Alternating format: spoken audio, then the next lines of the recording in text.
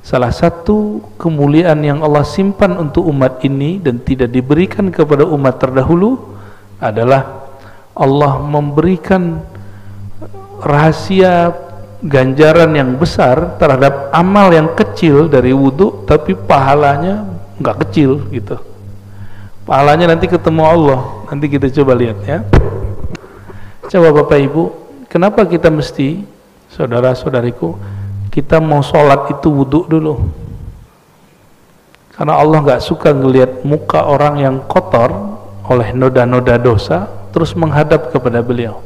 Ternyata ada amalan yang membuat kita bisa terlahir seperti bayi setiap hari. Apa itu? Berwudu.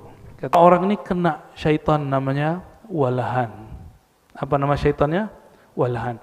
Syaitan inilah yang memberi was-was di dalam pikiran sehingga orang yang berwudu merasa wudunya belum sempurna. Wudu kita nggak akan pernah sempurna, tapi cukupkan rukun dan syaratnya. Mau jadi wali Allah, salah satunya al-wudu alal makarih. Ya, annal wudu alal makarih yarfa'ud darajat.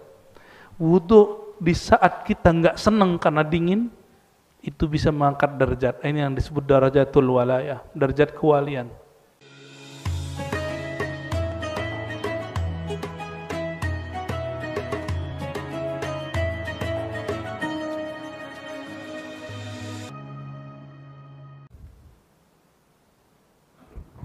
Astagfirullahaladzim, astagfirullahaladzim. Sorry ya Sayyidi Rasulullah.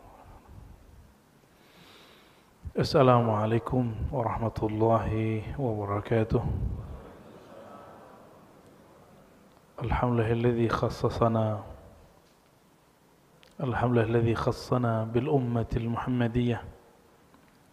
Asyhadu an la ilaha illallah, asyhadu anna Muhammadan abduhu wa rasuluh. Allahumma salli wa sallim wa barik ala sayyidina Muhammad wa ala alihi wa ashabihi ajma'in wa ba'du. Baik Bapak Ibu, saudara-saudariku yang bukan Allah, sebelumnya kita membahas tentang keutamaan atau keistimewaan umat Nabi Muhammad SAW yang umum, dan itu jumlahnya ada 14. Ya, silakan dilihat kajian-kajian yang lama. Insya Allah sekarang masuk kepada keutamaan khusus. Keutamaan khusus ini banyak, ada puluhan. Nanti kita coba baca pelan-pelan, mulai dari wudu sampai nanti di akhirat bertemu Allah Subhanahu wa ta'ala. Jadi urusan ketemu Allah mulainya wudu dulu. Ya, orang yang tidak berwudu, tidak pernah punya amalan ini, gak akan ketemu Allah Subhanahu wa ta'ala semudah umat Nabi Muhammad sallallahu alaihi wasallam. Ini seri kajian karya-karya dari Abuya Sayyid Muhammad Alawi Al-Maliki. Ada beberapa majelis sebenarnya dulu saya pegang 3 kitab, hanya mengajarkan kitab Abuya Sayyid Muhammad di 3 majelis. Namun karena satu lain hal, kesibukan dan lain sebagainya, yang masih saya pertahankan di sini. Ya. Karena kiainya, kiai yang nungguin masjidnya, Kiai Abdurrahman, pernah saya kerjain, tapi ternyata lolos. Ya, saya batalkan acara tiba-tiba sehari sebelum.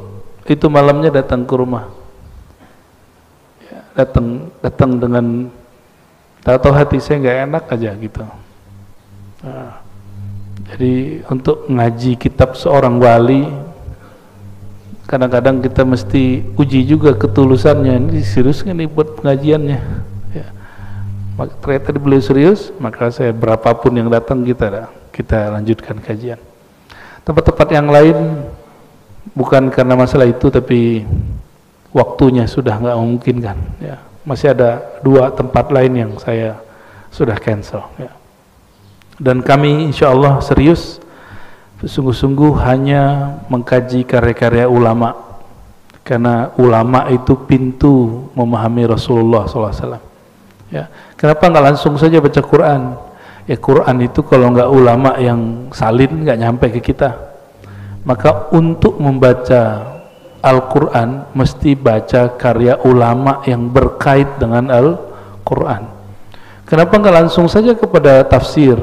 Tafsir itu hanya salah satu makna daripada yang ditulis, yang ditangkap oleh si penafsir saat dia menulis.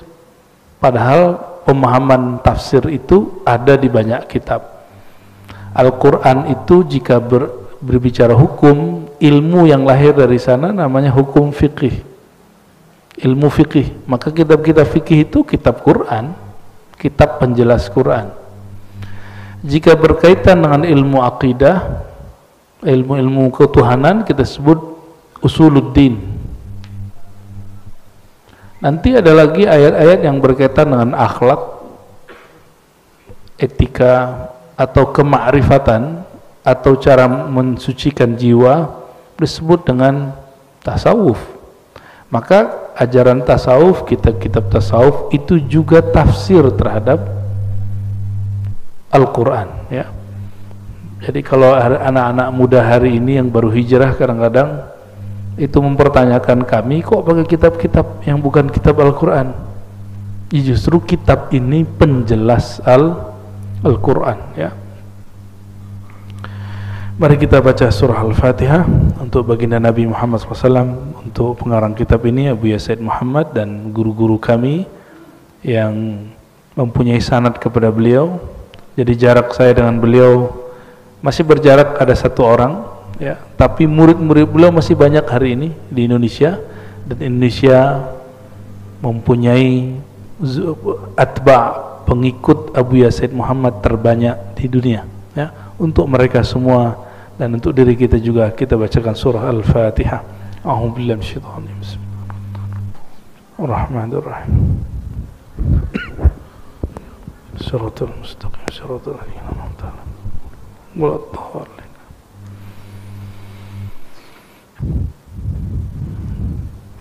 Bismillahirrahmanirrahim. Wabihi qala al-muallif Abu Yasin Muhammad al-Maliki syaraful wudu wa fadluh, ya. Semoga nanti sudah ada terjemahannya, jadi teman-teman dapat mencari kitab ini. Ini biasanya ini percetakan langsung nerjemahin ya, kita ngomongin, ya. Syaraful wudu, kemuliaan wudu dan keutamaannya. Jadi beliau berbicara bukan dari sisi fikih, tapi kelebihan umat ini, umat Nabi Muhammad SAW dibandingkan umat terdahulu, dimulai dari yang kecil, yaitu wudu. Maka wudu yang kita lakukan tadi, termasuk tayamum, itu amalan yang tidak pernah ada seperti itu di amalan ulama-ulama Bani Israel. Umat-umat terdahulu nggak ada. Mereka bersuci tapi dengan cara yang berbeda. Kita baca sedikit. Wa minasyarafil ladzi dakharahu Allah Ta'ala li hadhil ummah ma'addahu min ats-thawabil jazil wal fadlil jamil alal wudu, ya. Salah satu kemuliaan yang Allah simpan untuk umat ini dan tidak diberikan kepada umat terdahulu adalah Allah memberikan rahasia ganjaran yang besar terhadap amal yang kecil dari wudu, tapi pahalanya nggak kecil gitu. Pahalanya nanti ketemu Allah. Nanti kita coba lihat, ya. Hadis pertama, semua hadis yang disebutkan di sini disebutkan sumbernya. Itu yang saya suka dari kitab ini. Man tawadda'a wa ahsana al-wudu' kharajat khatayahu min jasadihi hatta takhruja min tahti azfarihi. Orang yang berwudu lalu ahsanal wudu, bukan akmala, tapi ahsan, membaguskan wudunya. Karena menyempurnakan tidak mungkin, kita nggak bisa sempurna. Kharajat khatayahu min jasadi.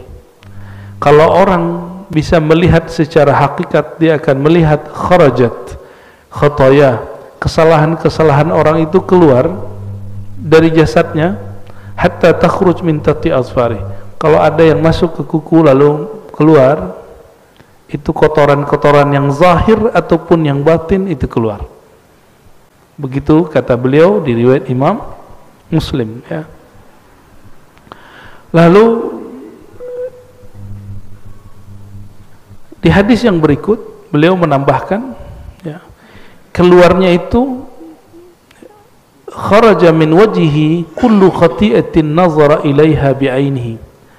Tadi matanya pernah memandang sesuatu yang Allah tidak ridho enggak? Atau kita melihat sesuatu lalu kita merendahkannya, atau kita berprasangka kepadanya. Terbersit itu, maka di wajah ini menempel kegelapan. Gelap di sini bukan berarti kulit hitam, bukan. Gelap di sini banyak kok orang kulit hitam wajahnya bercahaya. Dalam bercahaya itu maksudnya kondisinya kayaknya menyenangkan. Nah, kalau hati kita ini gelap, maka cahaya wajah ikut gelap. Cahaya wajah ikut gelap. Maka jangan pernah simpan keburukan apa aja, ya. Coba Bapak Ibu, kenapa kita mesti, saudara-saudariku, kita mau sholat itu wudhu dulu? Karena Allah nggak suka ngelihat muka orang yang kotor oleh noda-noda dosa terus menghadap kepada beliau. Nah, jadi ada amalan tanpa taubat, dosa-dosa kita gugur, itulah wudhu. Oleh karenanya seorang mukmin yang menjaga wudhu disebut dia fi wajhihi nur, karena wudhu itu dari ada makna dhiya, sinar, wajahnya bersinar, ya. Kharaja min wajhihi, keluar dari wajahnya kullu khati'atin, semua yang kesalahan, bukan satu, semua, kullu khati'atin. Kita ngelihat orang nih, gitu ya, itu ngefek ke wajah, ngeremehin orang, nanti nempel di wajah, memori itu nanti akan hancur, hilang. Nazara ilaiha bi'ainihi, yang disebabkan karena dia memandang sesuatu, ma'al ma, keluar akan ikut turun bersama air atau bersama akhir qatril ma, akhir terakhir air yang netes. Begitu juga tangan, begitu juga kaki, ya. Kharajat kullu khati'atin mashatha rijlah ma'al ma' wa akhir qatril ma, hatta yakhruja naqiyan minadz-dzunub.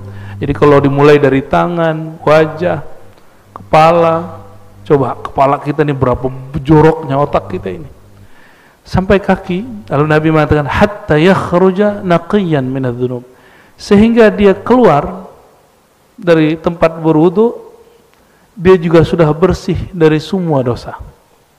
Jadi cukup dengan wudu. Umar terdahulu kalau ada kesalahan itu mesti melakukan hal yang berat-berat dulu. Sedangkan kita untuk menghapus semua kesalahan itu cukup dengan berwudu. Kecuali ada hak-hak manusia yang kita ambil, itu tidak cukup dengan wudu. Mesti kembalikan haknya. Ngambil sendal orang di masjid, ya balikin dulu sendalnya. Nggak ada urusannya dengan wudu, ya. Di riwayat Amr bin Ambasah, ini juga riwayat Imam Muslim, ada kalimat begini, ma minkum rajulun yuqarribu wudu'ahu fayumadminu wa yastanshiku fayantathir illa kharrat khataya wajhi wa fihi wa khayashimihi, ya. Summa idza ghasala wajhahu kama amara Allah illa kharat khataya wajhi min atrafi lihiyatihi mal ma. Sama dengan tadi, bedanya di belakang ada kalimat fa in huwa qama fa shalla fa hamidallah wa athna alaihi majjadahu billadhi huwa lahu ahlun farra qalbuhu illa ansarafa min khati'ati kaiti yaumin ka yauma waladathu ummuh. Jadi mau diampuni seperti baru lahir, nggak mesti nunggu Ramadan. Kelamaan. Kan kelamaan tuh ke Ramadan, man shoma ramadhana imanan wa ihtisaban, itu masuk. Tapi ternyata ada amalan yang membuat kita bisa terlahir seperti bayi setiap hari. Apa itu? Berwudu. Kata beliau, tapi ada syaratnya. Dia berwudu dengan sebaik-baiknya, bukan selama-lamanya. Ini bedakan, banyak yang berwudu lama tapi tidak sempurna. Wudu itu nggak usah lama. Wudu itu airnya nggak usah keluar banyak-banyak, karena yang buang-buang air itu anak-anak atau setan, dua aja. Ya. Airnya kenceng, terus wudunya lama, naik-naik ke atas udah basah separuh, itu anak-anak yang begitu, ya. Atau yang kedua, temannya syaitan. Innal mubadzirina kanu ikhwanas, ya. Orang mubazir itu teman setan. Air mubazir itu teman setan. Teman-teman kita di Eropa itu kaget melihat orang Indonesia Jumatan airnya itu gede-gede gitu keluarnya. Nah, itu jangan sampai terjadi. Ini kebetulan negeri kita banyak air. Coba kalau nggak banyak air, dikit Pak keluarin. Nabi mengatakan sallallahu alaihi wasallam, iqtasid walau kunta fi nahrin jarin. Hendaklah kamu berhemat meskipun di air yang mengalir, di sungai. Nahrin artinya sungai, sungai yang mengalir. Jadi jangan boros-boros. Ya biasa aja. Sedikit. Saya kalau wudu saya keluarin sedikit. Ya. Coba nanti praktek habis ini wudu, keluarinnya sedikit. Ya. Jadi syaratnya supaya keluar habis wudu ditambah salat 2 rakaat. Fa in huwa qam atau qaimun fa shalla, jika dia salat 2 rakaat atau berapa rakaat, fa hamidallahu wa athna alaih, lalu dia puji Allah, dia besarkan Allah, billadzi huwa lahu ahlun, sebagaimana mestinya Allah pantas mendapatkan pujian. Wa farraga qalbahu lillah, lalu dia kosongkan hatinya hanya untuk Allah.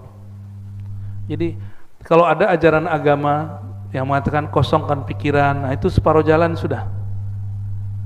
Tapi mesti ditambah, kosongkan hatimu dari selain Allah, berarti diisinya cuma dengan nama Allah. Jangan kosong-kosong amat, nanti ada yang ngisi. Illan sarafa min khati'atihi, melainkan nanti ketika dia keluar, dia berdiri, pergilah semua dosanya, hilanglah semua dosanya seperti bayi baru lahir. Kayhaiti yawma kayawma waladathu ummu, seperti hari dia baru lahir. Nah, itu wudu yang gimana? Wudunya selalu ingat Allah, airnya tidak mubazir dan tidak was-was. Nah, jadi wudu itu jangan berulang-ulang yang was-was. Ya. Orang yang was-was, saya sampaikan kepada yang was-was yang wudunya lama, coba amalkan wudu hanya sekali-sekali. Jadi jangan 3 kali. Cobain. Jadi ada teman-teman kita yang seperti itu, kita buat latihan. Kamu hanya boleh berwudu sekali seminggu ini. Jadi dia sekali wajah, sekali tangan. Itu berat bagi dia. Setiap wudu setengah jam. Itu pas masuk masjid udah basah separuh. Padahal ini sudah dewasa. Ternyata pernah baca kitab tapi salah faham. Imam Ghazali mengajarkan kalau wudu sampai di tangan baca apa, di wajah baca apa. Itu bukan dibaca begini, itu hanya dimakrifatkan, hanya dimaknakan, bukan kemudian panjang nanti. Itu doanya udah 3 lembar. Kapan selesainya? Ya. Maksud Imam Ghazali nggak begitu. Ya. Yang berwudu masih lama, nah, nanti hati-hati. Ada satu syaitan nempel di dirinya kalau wudunya masih begitu, masih berulang-ulang was-was. Nanti dia kalau masuk dia mikir, kayaknya belum sempurna, kayaknya belum. Nah, orang-orang ini kena syaitan namanya walahan. Apa nama syaitannya? Walahan. Syaitan inilah yang memberi was-was di dalam pikiran sehingga orang yang berwudu merasa wudunya belum sempurna. Wudu kita nggak akan pernah sempurna, tapi cukupkan rukun dan syaratnya. Udah, nggak usah sempurna. Yang sempurna hanya milik Allah Subhanahu wa ta'ala.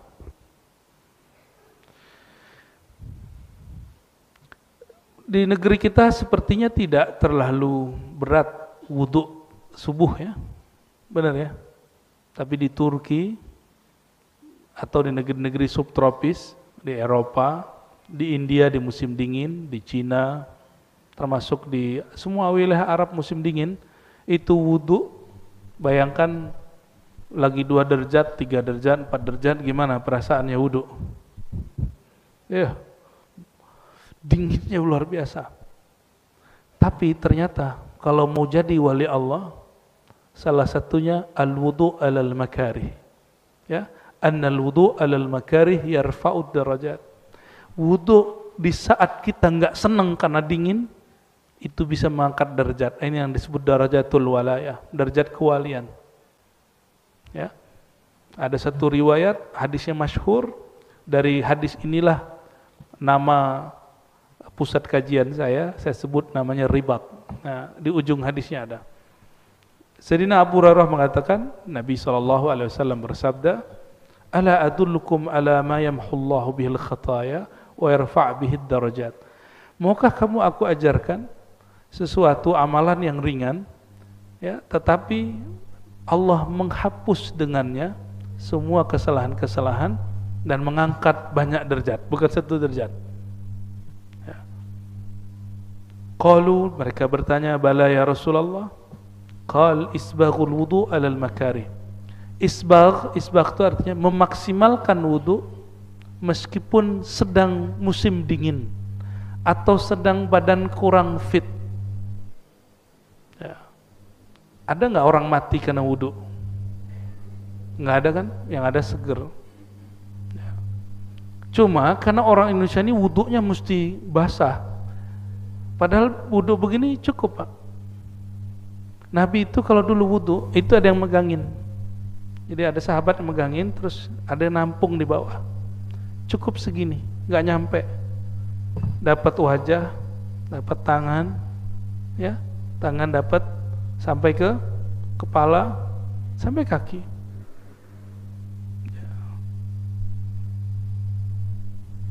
Nggak perlu saya tunjukin lah ya, sudah banyak orang nyontohin ini di YouTube ya.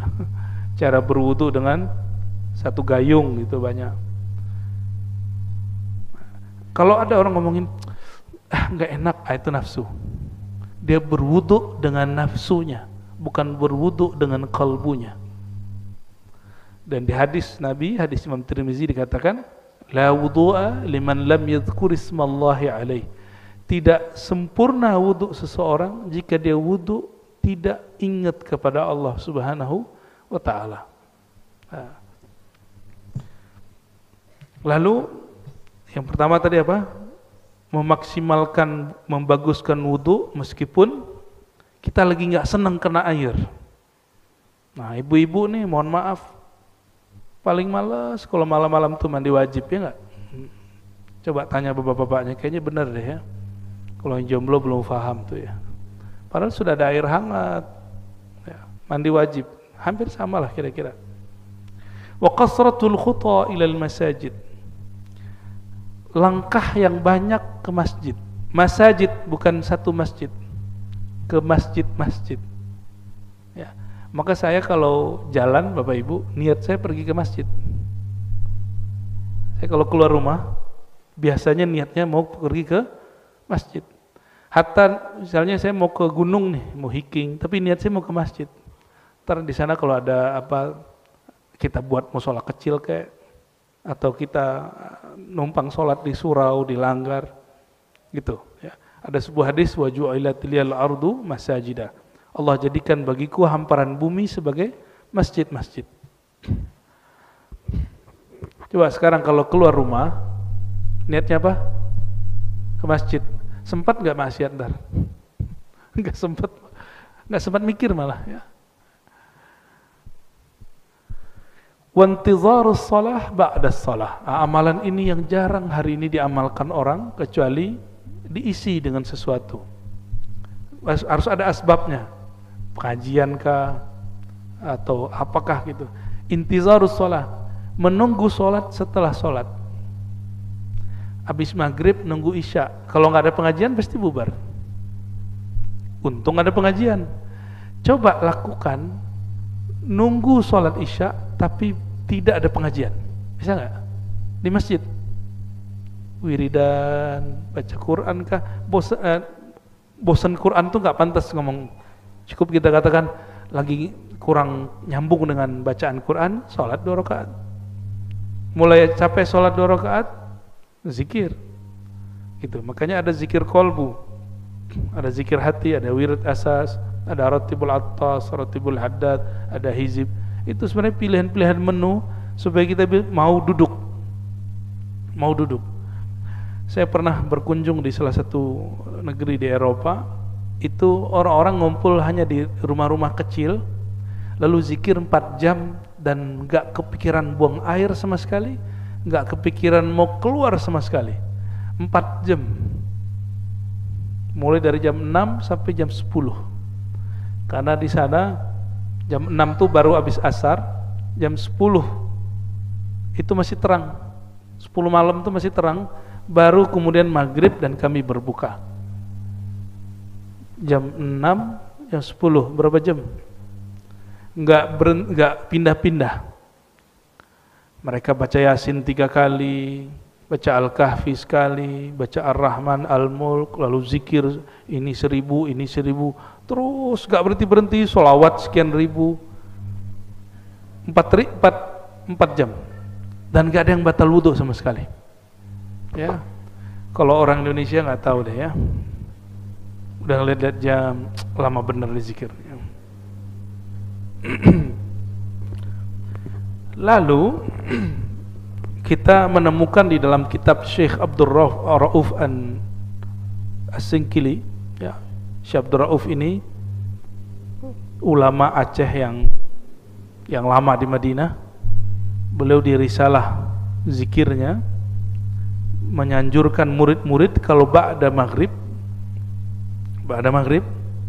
itu jangan pulang dulu, disuruhnya sholat 3 rakaat, 3 kali salam, 2 rakaat, lalu disebutkan zikir-zikirnya sampai selesai, sampai datang waktu Isya.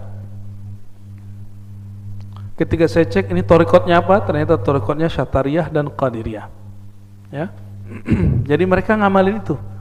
Pengamal ini sampai hari ini itu cuma secara istiqomah orang-orang yang berthariqah sufi. Itu sebabnya syaitan gak suka sama sufi.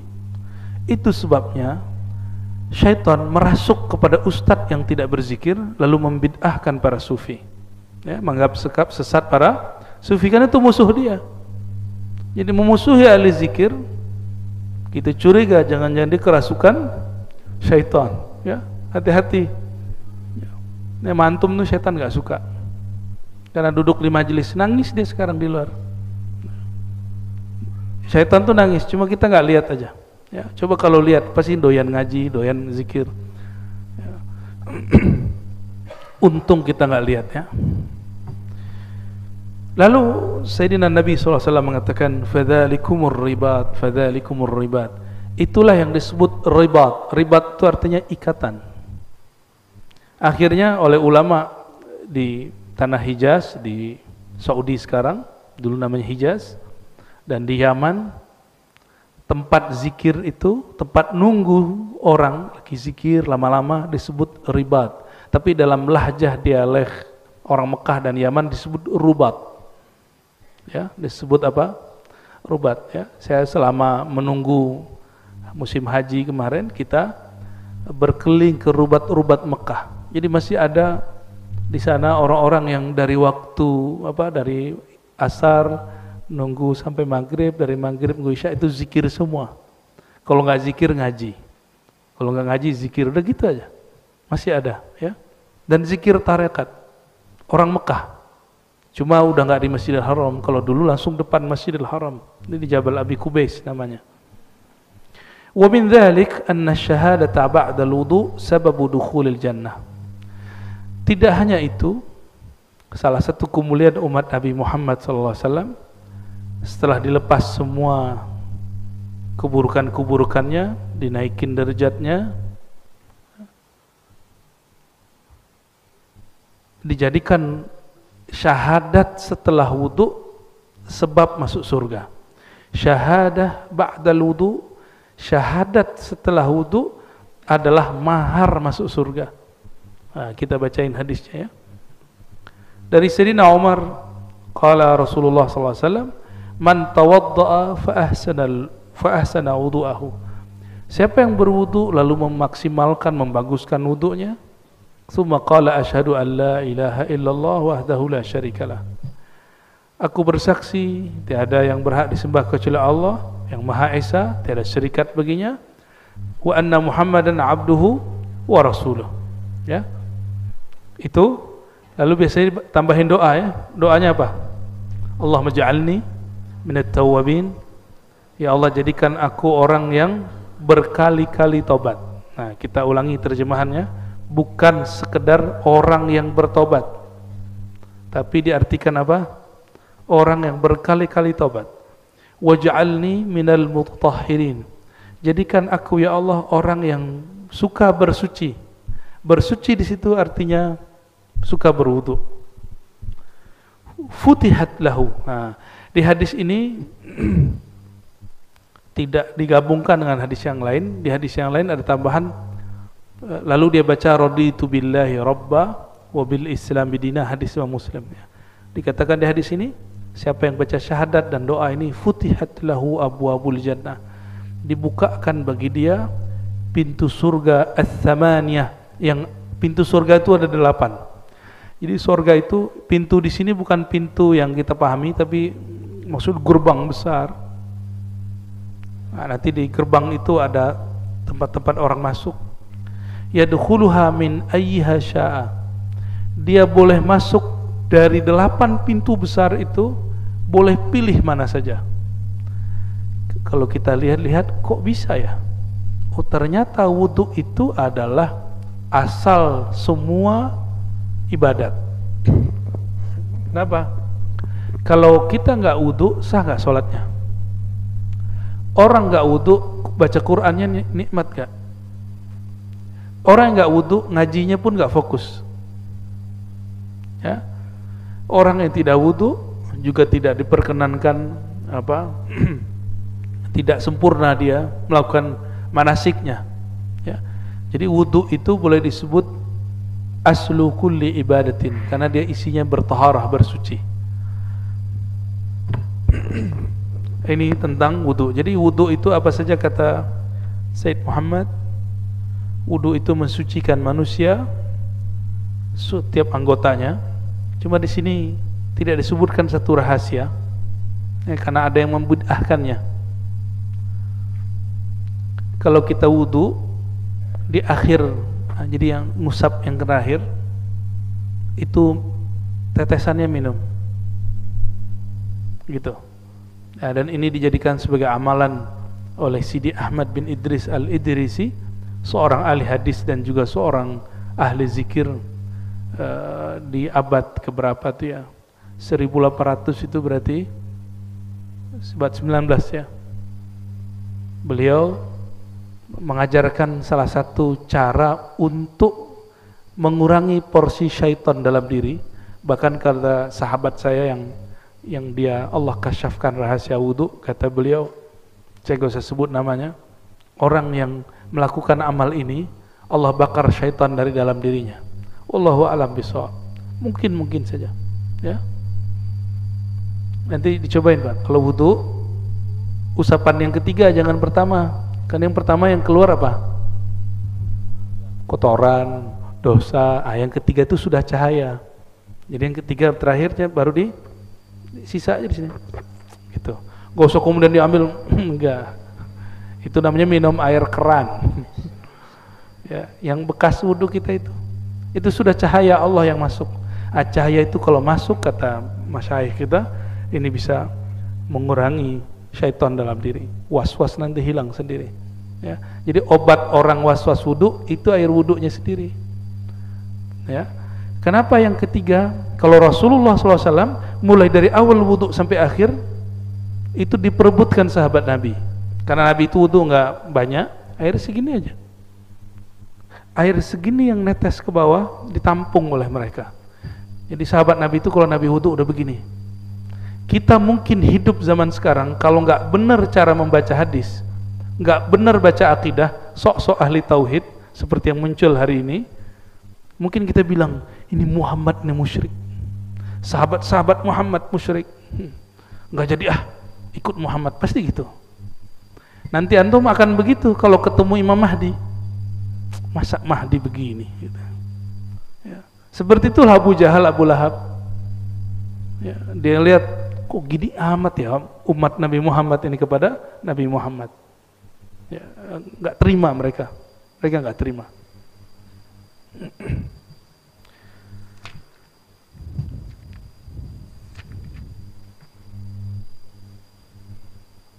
Itu barangkali tentang wudhu ya.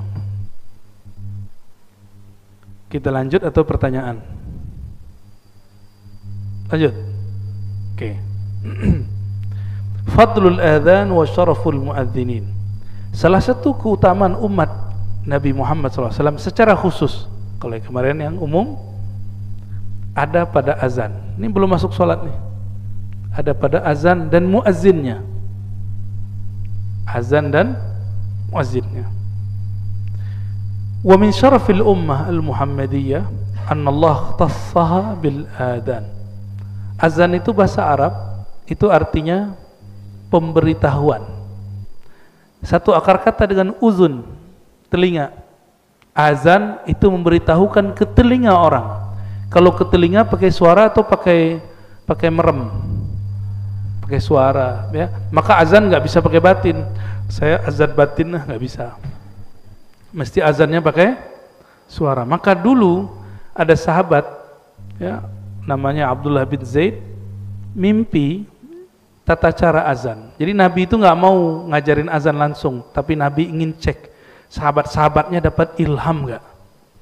Jadi sahabat-sahabat itu dilibatkan di dalam cara untuk beribadah sosial, kan sholat azan itu ibadah sosial. Maka diberilah dua sahabat mimpi ketemu malaikat dan diajarkan cara azan. Dalam hadis Imam Abu Daud disebutkan dalam babul kitabul azan bahwa ada malaikat mengajari Abdullah bin Zaid cara azan, lalu disetor ke Nabi. Jadi tiap pagi mereka setor mimpi ke Rasulullah SAW. Jadi sahabat itu pengalaman rohani disetor ke Nabi. Coba mana ada majelis begitu hari ini? Majelis hari ini setor ke ustadz apa? Paling jelek-jelekin orang. Ya, itu amalannya gitu. Sibuk sama amalan orang aja. Nggak ada yang sibuk dengan perkembangan rohaninya. Ya. Kalau orang dulu di zaman sahabat Nabi, mereka beramal, disuruh Nabi beramal, itu nggak hanya sholat, tapi juga ada koneksi batin. Dilatih berkoneksi batinnya dengan Allah, dengan malaikat, dengan arwah-arwah yang suci. Ada caranya, dan itu bukan syirik, itu ajaran baginda Rasulullah SAW. Makanya Nabi itu doyan ke kubur, malam-malam lagi. Coba antum bayangin, kalau ada ustadz hari ini ngajak ke kuburan malam-malam gimana? Berani gak? Pasti orang bilang, itu ustadz kuburiyun.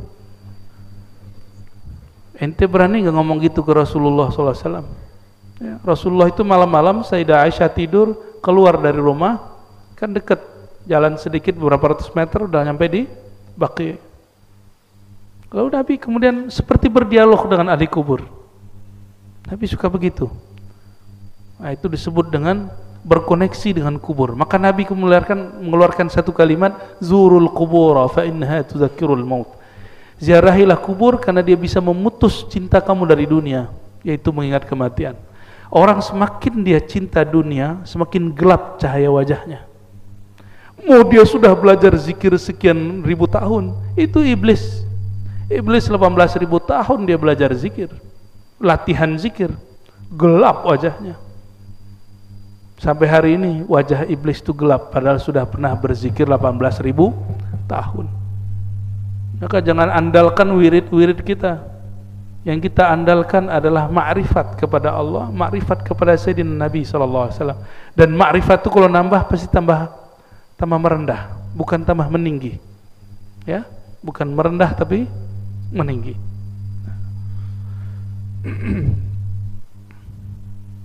Lalu Abdullah bin Zaid lapor setor kepada baginda Rasulullah SAW. Umar dengar, apa kata Umar? Loh, kok mimpi kita sama? Kok pengalaman rohani kita sama? Anaknya Umar, namanya Abdullah bin Umar radhiyallahu taala anhum ajma'in, itu melihat sahabat-sahabat hampir setiap pagi setor mimpi malaikat, ketemu malaikat. Jadi sahabat-sahabat itu interaksi dengan malaikatnya sering sekali. Horor nggak begitu, Pak? Atau mau? Ntar dituduh halu lagi sama orang ya. Tapi kalau ingin rohaninya naik, ada ilmunya itu. Ada ilmunya semua. Karena nanti Dajjal itu bisa menguasai alam. Dia bisa dialog dengan pohon-pohon, bayangin coba. Dia bisa menundukkan angin, menundukkan hujan, menundukkan cuaca. Dia kau bilang mati, pohon mati pohonnya. Nah, kalau kita nggak mengerti ilmu ini, seperti sahabat-sahabat dulu mengerti, cuma latihan panah, latihan berenang, latihan kuda, ya nggak bisa. Karena hari ini kalau orang persiapan akhir zaman, mohon maaf, semangat ada, cuma mau semangatnya dialihkan untuk apa? Disalurkan untuk apa? Ternyata hanya kepada latihan fisik. Padahal Dajjal itu urusan disebut Dajjal karena dia mengecoh bagian batin, bukan fisik. Kita jaga kesehatan dengan berkuda, memanah, ya, berenang, tapi bukan itu targetnya. Targetnya melatih batin sebenarnya. Nah, sahabat Nabi, sahabat Umar, Abdullah bin Umar ngomong gini, ya Allah, semua sahabat-sahabat Rasulullah sudah setor mimpi, setor pengalaman batin ketemu malaikat. Aku kapan ketemu malaikat?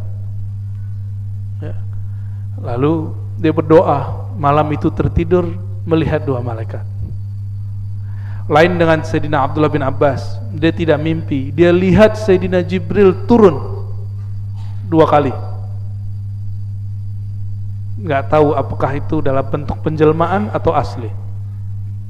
Nah, azan ini adalah mimpi sahabat Nabi Abdullah bin Zaid diajari malaikat. Lalu Nabi ikrar, disebut takrir, hadis takrir. Hadis takrir, pengalaman sahabat atau amal sahabat atau ijtihad pemahaman sahabat yang lalu diakuisisi Rasulullah, dibenarkan Rasulullah dan mengatakan itu benar. Divalidasi oleh beliau dan mengatakan ini sahih, maka dijadikan bagian dari ajaran Rasulullah SAW. Salah satunya azan, ya. Apa kelebihan azan? Annal muadzin yashhad lahu kullu ma yasma' sautahu bil azan. Nah, ini yang menarik.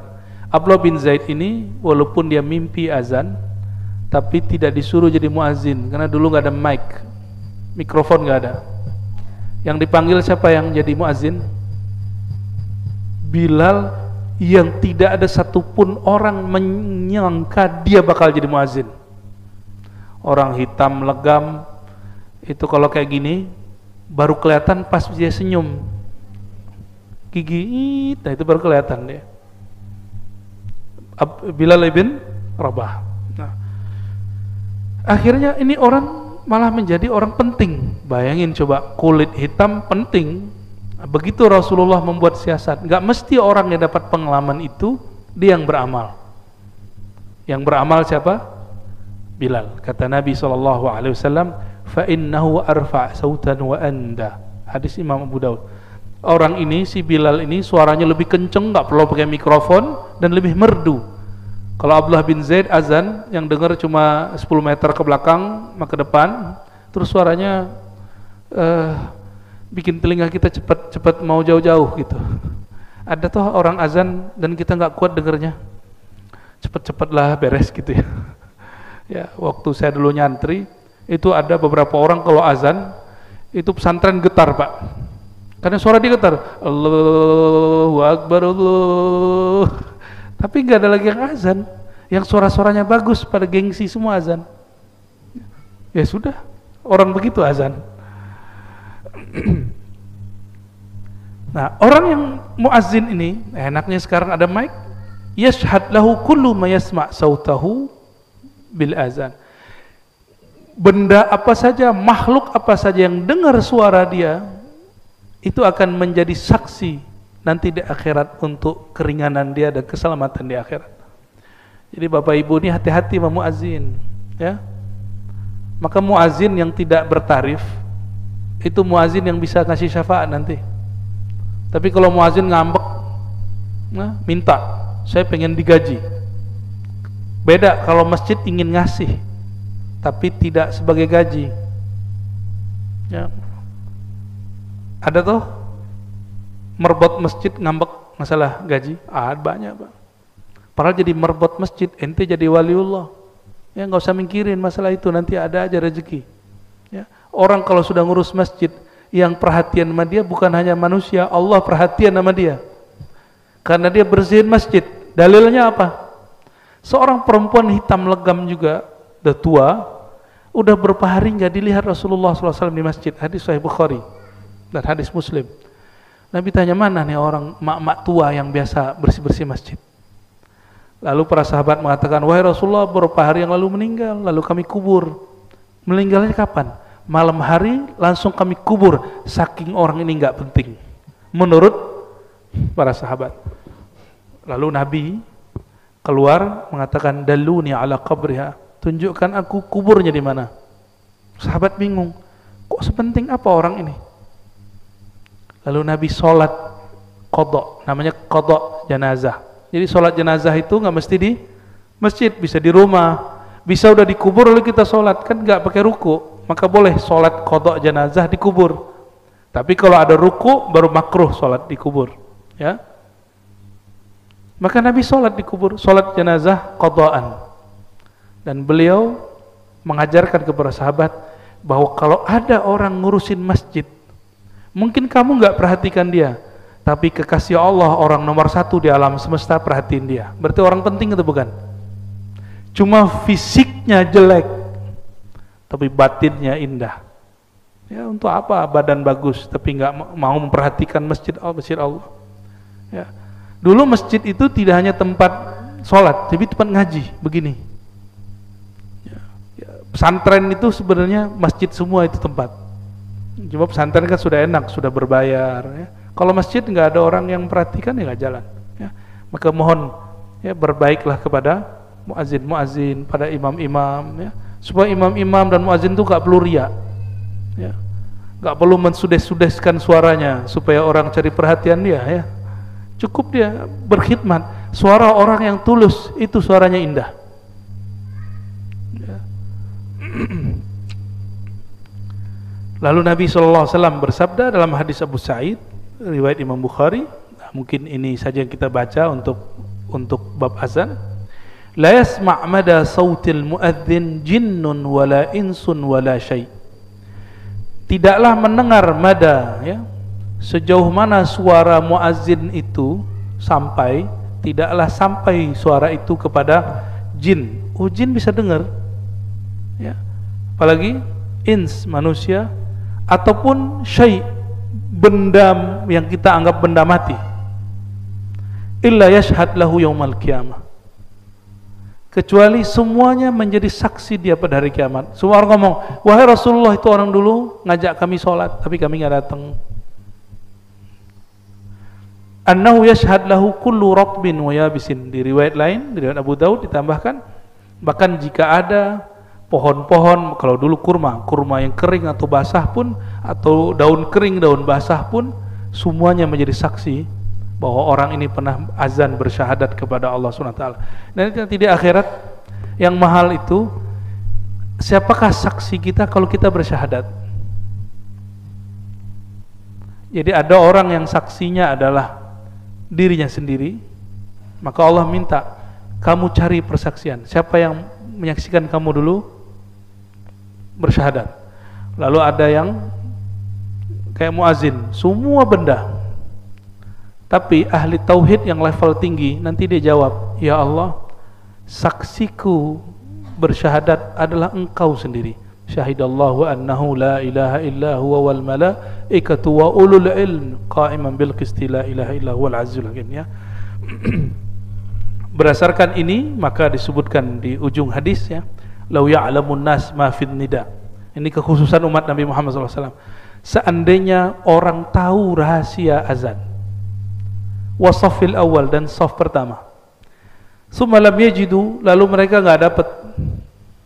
Jadi Mereka mau azan tapi udah ada yang azan, mau dapat soft pertama tapi sudah ada yang duduk. Illas ayastahimu lastahamu alaih. Kalau boleh mereka pasang saham dulu sebelumnya gitu, untuk bisa duduk di bayar dulu, mereka mau bayar begitu.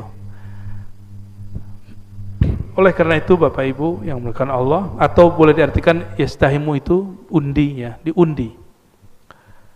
Salah satu kelebihan umat ini yang tidak ada pada umat yang lain adalah azan ya. Bahkan azan ini rahasianya banyak. Kalau ada orang diganggu oleh makhluk-makhluk gak jelas yang gak tampak, kita gak punya ilmunya, azanin telinga dia. Jika benar itu jahat, pasti pergi. Tapi kalau itu penyakit jiwa, bawa aja ke rumah sakit, nggak akan berubah-ubah. Tapi jika ada memang, karena jin ini bisa mengalir pada darah, diazanin pasti disembuh. Tapi kalau orang stres bisa nggak? Ya, jadi ada orang kesurupan karena stres, ada kesurupan karena gangguan makhluk halus. Kalau karena stres, itu nggak akan bisa diruqyah. Paling diulang lagi bacaan kita semua. Ya, kita bacain kursi, dibacain kursi juga. Ya. Tapi kalau kesurupan karena gangguan jin, itu diazanin minimal pas azan dia berhenti. Nah, namun pengalaman kami melihat orang kesurupan kebanyakan karena stres. Kebanyakan ya. Wallahu a'lam bishawab, semoga ini diberkahi Allah SWT. Ada pertanyaan? Apa cukup?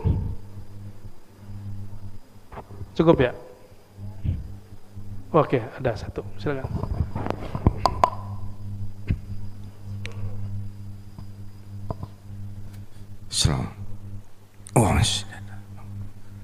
Assalamualaikum warahmatullahi wabarakatuh. Assalamualaikum. Saya hanya mendengar cerita tarikh Buya, bahwa suatu saat Sayyidina Ali Zainal Abidin bin Husain ketika sedang melaksanakan toharoh wudu, kemudian ada orang lain melihat, kemudian menanyakan, wahai putra Rasulullah, saya sering memperhatikan Anda ketika berwudu. Ada dua yang aku sering perhatikan ketika Anda mengambil wudu, satu menangis, satu lagi bergetar. Kemudian apa yang terjadi sebetulnya wahai putra Rasulullah? Kata Sayyidina Ali Zainal Abidin bin Husain, dia jawab, wahai fulan, kepada siapa sebentar lagi aku menghadap? Yang ingin saya tanyakan, Buya, sampai sebegitunya rahasia wudu di hadapan orang-orang yang makomnya mungkin sudah sampai kepada ma'rifat Allah. Saya kira itu pertanyaannya, Buya. Terima kasih. Assalamualaikum warahmatullahi wabarakatuh. Assalamualaikum. Ada yang disebut dengan makom dan hal. Makom itu pencapaian rohani karena latihan-latihan.